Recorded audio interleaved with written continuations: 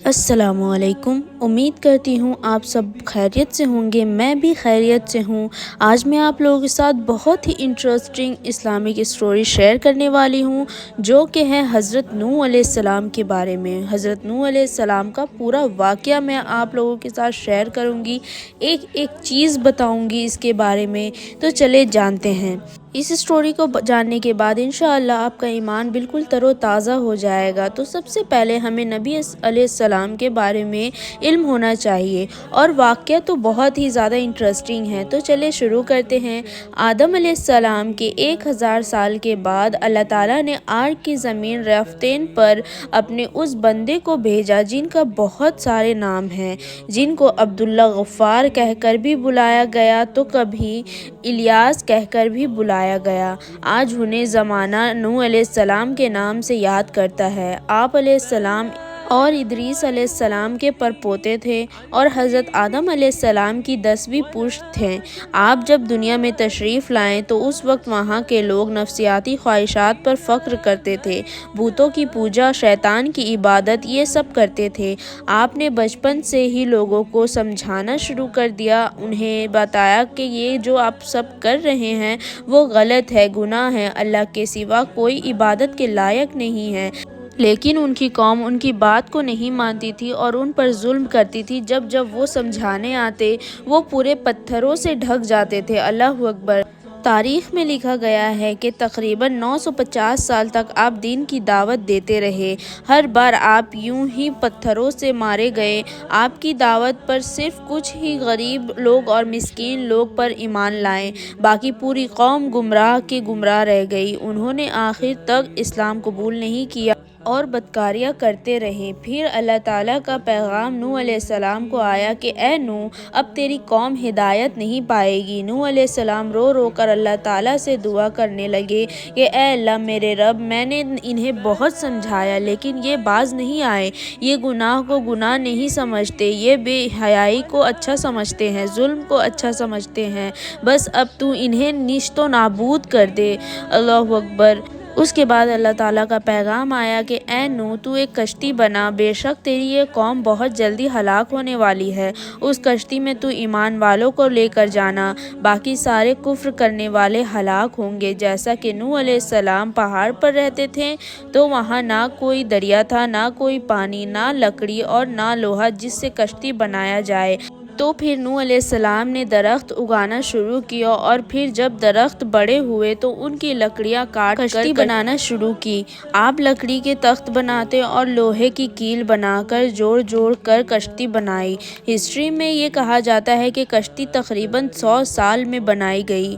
آپ کی قوم روز آپ کے پاس آتی اور آپ کا مذاق بناتی اور زور زور سے ہنس ہنس کر کہتی کہ یہ کیا مذاق ہے، نہ یہاں کوئی سمندر ہے نہ کوئی دریا، یہ کشتی چلاؤ گے کہاں، اور ایسے بول کر ہنستے جاتے۔ آپ آسمان کی طرف دیکھتے اور صبر کرتے اور اپنے رب کے دیے ہوئے حکموں کو پورا کرتے گئے، اور کشتی تیار ہو گئی۔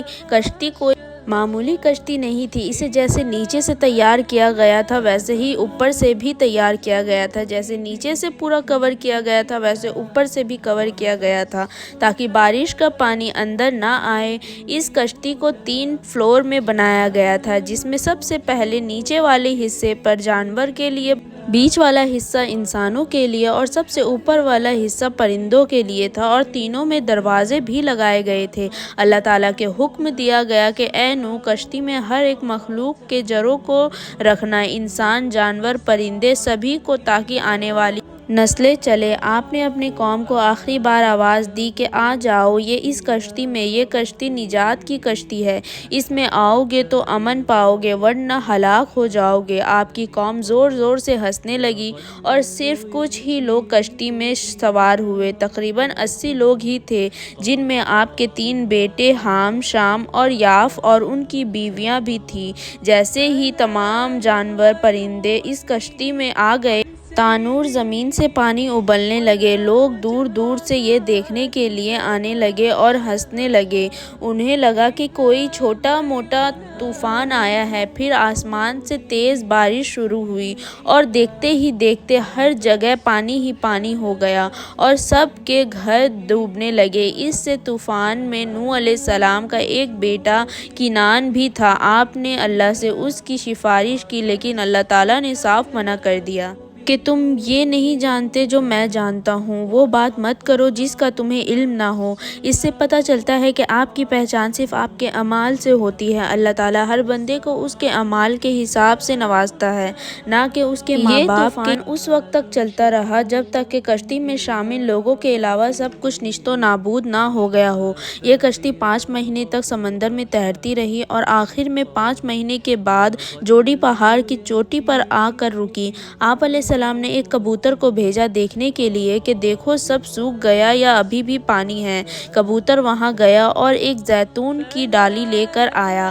آپ علیہ السلام 5 مہینے تک اپنی قوم کے ساتھ جوڑی پہاڑ پر رہے اور اللہ تعالیٰ کے شکر ادا کرتے رہے۔